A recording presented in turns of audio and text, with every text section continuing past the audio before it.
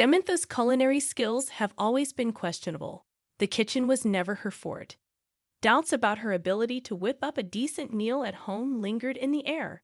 Suddenly, all the cold stares in the room turned towards me, observing my reaction. In response, Bob, feeling even more confident, began to boast loudly. "Man, my wife's cooking is terrible, huh? When did you taste my cooking? Aren't your meals always at your mistress's place?" I couldn't hold back and raised my voice, exposing Bob's infidelity. "It's no lie. I have evidence right here." I pointed to the documents held by my father-in-law. "My name is Samantha Waters, 35 years old. I've always been intimidated by the assertiveness some men have, finding it scary. I've had very few romantic relationships and hardly dated. By the time I reached what they call middle age, my parents became concerned and suggested arranged dates.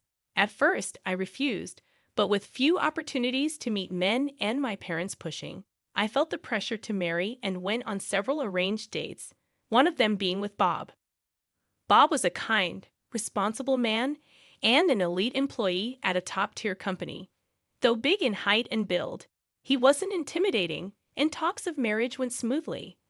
I met Bob's parents, who run a traditional cooking school, and his father, a renowned master in the field. Despite his serious demeanor, he made me stand a little straighter every time I met him. On the other hand, my mother-in-law was soft-spoken with a kind face brightened by dimples when she smiled. Bob and I decided to get married, and my parents were over the moon, saying I had hit the jackpot. A condition of our marriage was for me to become a housewife. I quit my administrative job at an electronics company, and even then, colleagues teased me about marrying up. Looking back, that might have been the peak of my happiness. Bob informed me that he was swamped at work and might not be able to come home often. He asked for my patience, wanting to achieve certain milestones in his current job before quitting and helping with the family business. I admired his commitment and decided to support him. Years into our marriage, Bob rarely came home. I knew he would be busy, but I didn't expect this. Most nights, I'd be alone in the living room of our apartment, generously provided by Bob's parents, waiting for him. "Guess he's not coming home tonight." I had only cooked for Bob a few times since we got married. He hardly ever came home, and when he did, it was very late.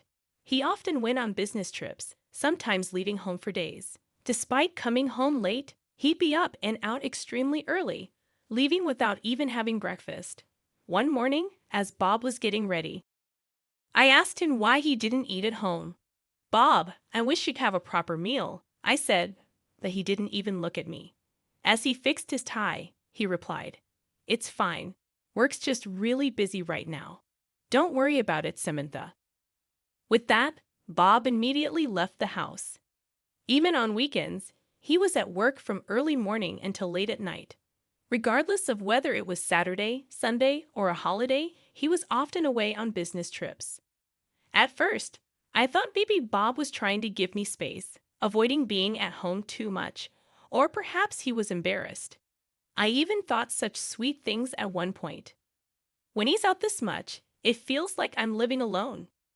Bob has very few belongings, only the bare essentials. Naturally, we don't converse much, so I don't know Bob's hobbies, his favorite foods, or what he dislikes. Did I do something wrong? I pondered that as well. I talked to my parents about it, but they just said something like, "Men being busy with work is just right," and didn't take my concern seriously. Even my few friends said it's better if the husband is out earning and not home, even saying they envy me. They too don't seem concerned about my feelings. While Bob handles the finances and always provides enough for our monthly expenses, this very lack of financial insecurity makes me worry more. I keep blaming myself, thinking I might have done something to upset him. I wonder if I'm lacking as a wife. I clean thoroughly, and I've been learning to cook, trying to make delicious meals every day in the limited time Bob is home. When he sees my anxious face, he tries to reassure me, "Samantha, you're doing just fine." I forced myself to believe this is just how some couples are. But recently, my father-in-law scolded me. I received a call from him at the end of the year. Getting a call from my father-in-law is rare. So I was taken aback when he suddenly yelled at me, making me drop the phone. Samantha, what on earth are you thinking? Did something happen? Don't play dumb. Why aren't you attending the family gatherings? Every single year, it was news to me that there were family gatherings. I had talked to Bob about New Year greetings before, and he told me that every New Year's Day, the students from the cooking school come to greet his parents, so the family doesn't gather. Moreover, he said if the family did gather, there'd be too many people, making things unmanageable. Usually, only Bob goes to his parents' home with New Year's gifts. First of all, if you aren't attending this year's gathering, shouldn't you apologize for not being able to? His stern voice made me freeze. It's a New Year's tradition for me to stay home while only Bob goes to his parents. I've been very careful with the New Year's gifts and greeting cards, trying to be as courteous as possible. I did suggest to Bob that maybe I should call, but he always said his parents were super busy around the new year, and I assumed it was because his father was a renowned cooking teacher. I was also a bit scared of meeting my strict father-in-law. According to him, the family gathers on January 1st for a New Year's party, and the students start visiting from January 2nd. I could only apologize over the phone. My father-in-law just criticized me, then hung up. After the call, my mind was filled with questions. What did Bob mean by Samantha? You don't need to come. Why did he lie about there being no family gathering? Did Bob really not want me to attend that much? That night, around midnight, Bob came home. I felt this was the only chance, so I braced myself and asked Bob about the New Year's gathering. I got a call from your dad today. He was upset that I'm not attending the New Year's gathering. Bob sighed heavily and replied with an irritated tone. You know how it feels to be at a place with so many people. Plus, many wives don't like going to their husband's family home, right? That's why I was trying to be considerate. I was shocked that Bob misunderstood kindness. Sure, many might dislike visiting their spouse's family.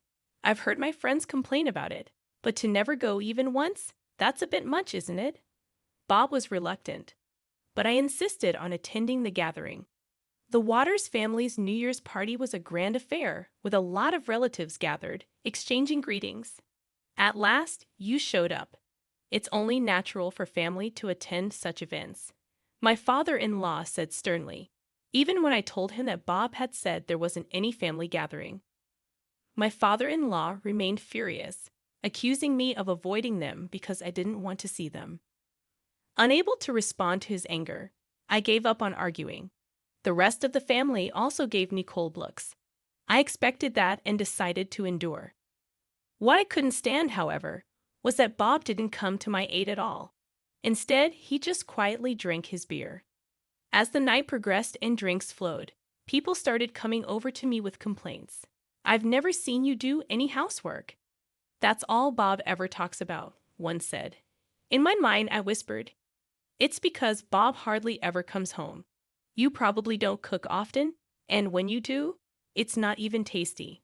That's why he always ends up eating out. Another chimed in with words that were unfamiliar to me. What had Bob been telling them? I couldn't understand why he belittled me like that. I'm sorry. I'll be careful from now on, I said, sincerely apologizing to everyone. I helped out in the kitchen, serving drinks, feeling like I was walking on eggshells. I barely managed to greet all the relatives and students before heading home, completely drained. Bob said he was going to head straight to work from his parents' house. So, like in the morning, he was on his own in the evening. Looking back, a lot of things seemed odd. Why did Bob say there wasn't any family gathering? Now there's talk that I'm that wife who doesn't do any chores. Could there be a connection between Bob not coming home and these rumors? Once something piqued my interest, I couldn't let it go. Luckily, I had plenty of time, so I decided to follow Bob and see what he was up to. It's what you often hear detectives on TV call tail surveillance or simply tailing. In the morning, I discreetly followed Bob when he left. I knew where Bob's company was, so I had no trouble tailing him there. It felt a bit exciting, like I was playing detective. It felt more fulfilling than just spending a day at home. I killed time at cafes and diners near his workplace and followed him when he left. That day, he didn't do anything suspicious and returned to the office in the evening. I kept an eye on him from a cafe with a view of his office, and around 7 o'clock p.m., Bob came out. Was he leaving work early today? If he headed straight home, he would find out I wasn't there. I rushed home, managed to get home before Bob, and hurriedly made dinner, waiting for him. But Bob didn't come home until after midnight. I felt something was off, so I decided to tail him again the next day. Bob's routine was the same from morning till evening. He'd go to the office, leave for a bit, and return in the evening. The real question was what he did afterward. As I kept an eye on him from a different diner around 6 o'clock p.m., Bob left his office. Today, I decided to tail him directly. Instead of heading towards the station for home, Bob started walking in a different direction. I hesitated for a moment. Bob was headed towards a downtown area lined with motels, much like Las Vegas's red light district. I mustered the courage to follow but lost him as I was looking around. Suddenly, Bob appeared before me, and both of us were startled, just staring at each other. Bob was the first to speak. "Samantha, what are you doing here?" Caught off guard, I stuttered. "Why are you here, of all places? What have you been up to during the day?" I was taken aback. Bob was the suspicious one, not me, yet he was acting like I was up to no good. "First off, get back home. We'll talk."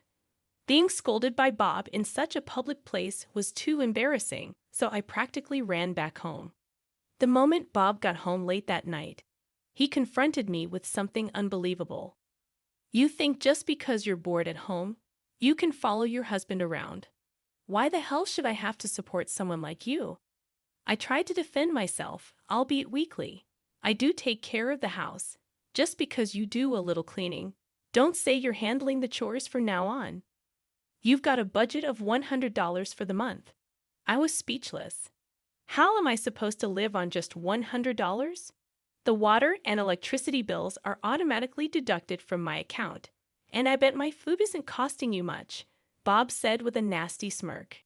"At least let me work part-time then." Looking down on me, Bob sneered. "No way, you work full-time just like me, and don't even think about skimping on the housework." No matter how much I tried to argue, Bob's mind was made up. In the end, I had to return to my previous job at an electronics company. Now I was stuck doing all the housework on top of a full-time job, and my life suddenly became incredibly hectic. I had no time for my detective hobby anymore. I was swamped with work and chores. Ever since that day, Bob had been constantly berating me, nitpicking about the housework. Every morning, in the brief moment we crossed paths, he'd find something to complain about. "The windows are dirty, there's dust in the hallway, you didn't iron my shirt." Because I worked too, I had to handle these chores at night. Before I knew it, it was the end of the year, and the New Year's gathering was approaching. Bob, as always, said I shouldn't attend. "You should stay home. No need to join the gathering." I figured it was pointless to argue, so I kept silent as Bob left, and he threw a parting shot. "You're an embarrassment. I wouldn't want you in front of our relatives." His cruel words stunned me. How could Bob say something like that? I work from morning till night and handle all the housework. How could he be so harsh? Regardless, I decided to attend the New Year's gathering without telling Bob. I had to let my in-laws, Mr. and Mrs. Waters, see the real Bob, tightly gripping the thick envelope I had just received. I headed to the Waters house for the New Year's gathering. I took a deep breath and opened the door. At the New Year's gathering, when I suddenly showed up, Bob looked shocked. Probably because he didn't want to make a scene in front of everyone, he just glared at me without saying a word. His relatives' gazes towards me were as cold as ever. They were all whispering, condemning me. I'm sure they've all just been fooled by my husband.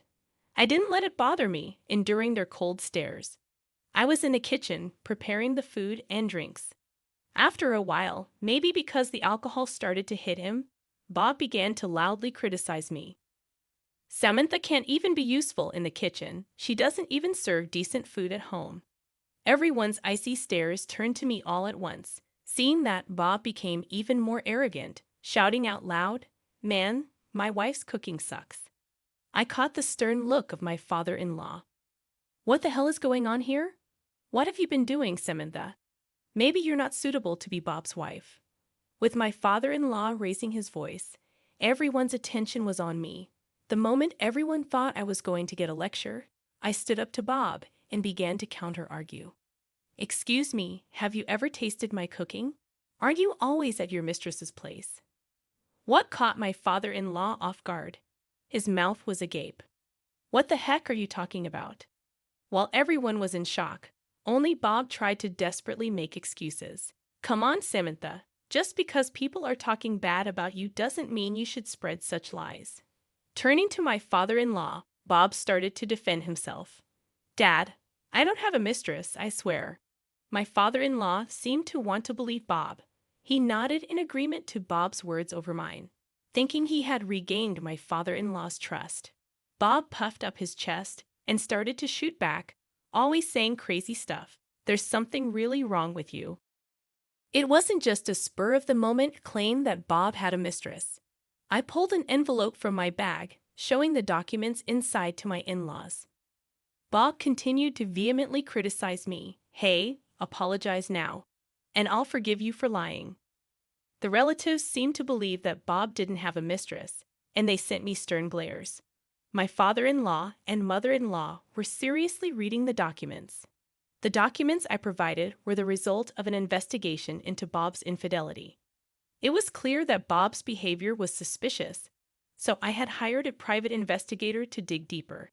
The results from the investigator were clear. Bob was caught red-handed. The reason Bob wasn't coming home was that he was with his mistress. He mostly spent his time at her apartment, and sometimes they would even check into motels.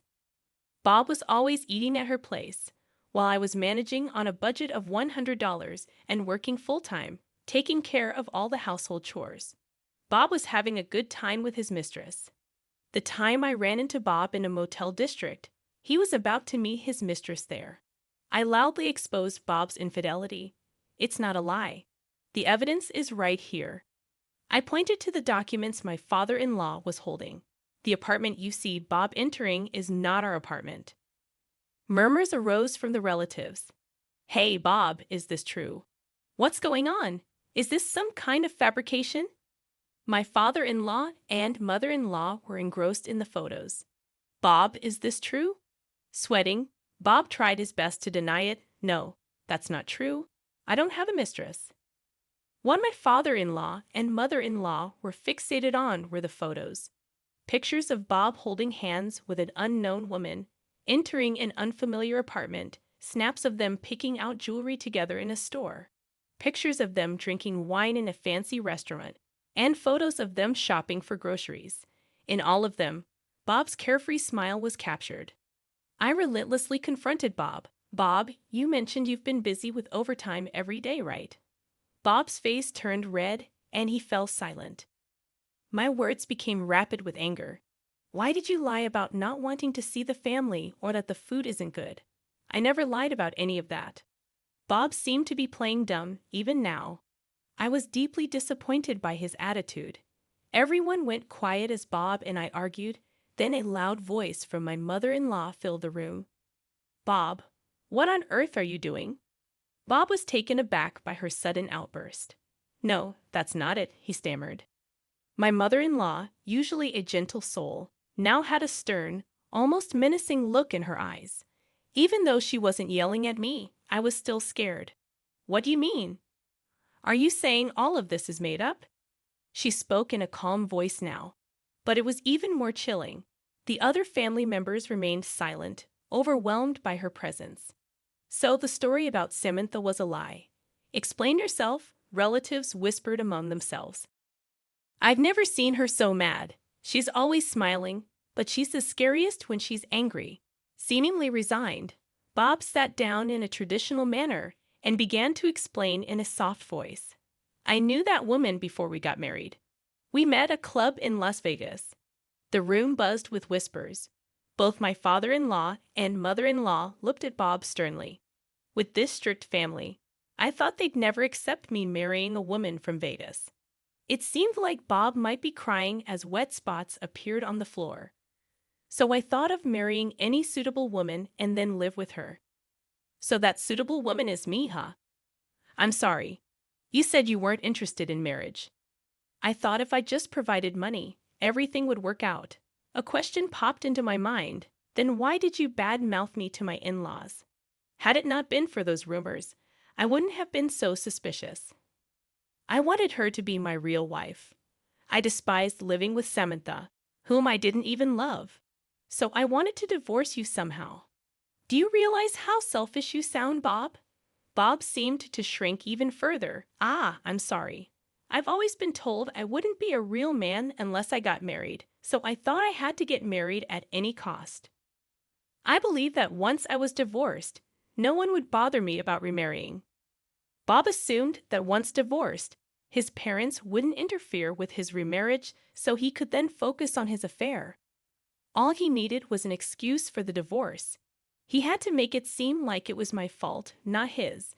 That's why he tarnished my reputation. The reason for setting the living expenses at $100 was that he didn't want me to find out about his infidelity. He figured if he only gave me $100, I wouldn't be able to investigate, and if I worked full-time, I probably wouldn't have the time to look into it.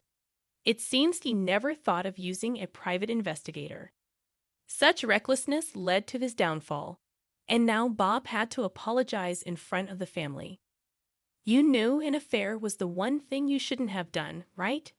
You even betrayed Samantha, who has done so much for you. Veins were bulging on his mother-in-law's forehead. Her anger seemed endless. Bob was shedding tears and snot, and his mother-in-law continued holding my hand, apologizing. Samantha, I'm so sorry for what Bob did. You can divorce him if you want. We won't blame you. With tears in her eyes, his mother-in-law continued holding my hand. We were so deceived by Bob.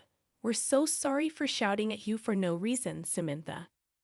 I'd always thought his father-in-law was a silent and stubborn man, but he was quick to admit his mistakes and apologize.